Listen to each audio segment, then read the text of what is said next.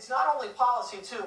Their demeanors are totally different. You have Bush, who came up as an elitist from a political family whose family was about public service. President Obama, mixed race, raised in Hawaii by his grandparents, more of a community organizer. And then you just have a brash businessman that grew up in Queens, hyper-competitive and much more rough and gruff than these guys. And he doesn't play by the rules. So I don't mind hearing W and Obama say these things. I didn't think these attacks were that sharp. So I think it's fine. They're getting paid very well. They got to give the crowd a little rough, red meat. Lisa, do you think that there's any... So the way Jesse sees it is it's personal. A little bit, and policy. Okay, but I was thinking they're not talking about policy. They're not even talking in personal terms. They're saying something's wrong in the country when we have this much division where people are demonized by each other. And in one case that, it's blasphemy, one president said, when you have white supremacy being bantered about.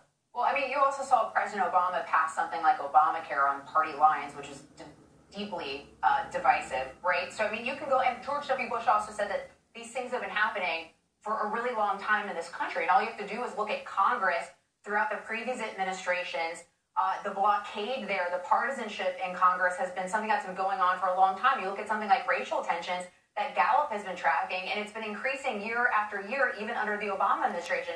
There were polls during the Obama administration saying that racial tensions have gotten significantly worse under his watch. So I don't think that it's fair to point to President Trump as somehow the root of all these problems that have been existing for a while. And you even look at the partisanship and divide in both the parties. The fact Republicans had 17 candidates in the Republican Party. The fact that the DNC was on board with Hillary Clinton, which sowed a lot of division in the Democratic Party. So I just think it is unfair to point to Trump. So, Greg, President Trump, rather, sorry. Greg, I come to you on this point that President Bush said he thinks that our politics have fallen prey to conspiracy theories and outright fabrication at this moment, again, under Trump. I think it's under all presidents that there's been conspiracies. I've heard enough of them.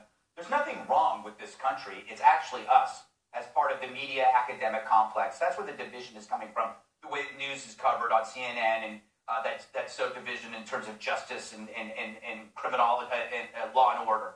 As for President Obama talking about how politics has infected our communities, he was a community organizer. That was his job, to infuse communities with politics. The point is, he only favors a certain kind of activation. He liked it when it happens among progressives, not so much among conservatives. Now to George Bush, who I admire. His words were thoughtful, perhaps more about Bannon than Trump, but he is referring to words and not deeds. If you look at what's happening right now under President Trump, we've not invaded a country. China's involved in dealing with North Korea. We have highly competent responses to hurricanes. We pulled out of a terrible climate deal. We are routing, destroying ISIS. We've rolled back regulation with no consequences. There has been no large terror attack like 9/11. So one could argue, for now, knock on wood, we can argue that things are better now than they were under either of those presidents. You could argue that. I'm not going to argue that. But what I'm saying is that what they are focusing on, they are focusing on the same things that we talked about in the A block, that exists in this media academic bubble. Emotional conflicts and arguments and dissent, arguments over phone calls and kneeling and tweets. But actual deeds, actual things that are happening in the world, how has your life changed? If you look at your 401k, it's probably getting better. The terrorists are vanishing. That's a good thing. Consumer confidence is rising and unemployment is down. These are actions and deeds. These are not emotions. So I would say they are right about a certain mood if you are existing in a certain bubble. But when you get out, people's lives are improving. But don't you think that's why the focus is on all this other stuff?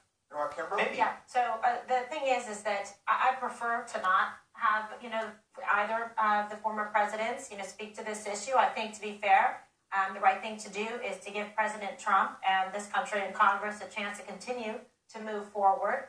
That's the policy usually that people have embraced and shown in a very professional way, and I think the country would appreciate that. But that being said, they're entitled to their opinion, and it, I think, is a matter of policy as well. But let's see what happens.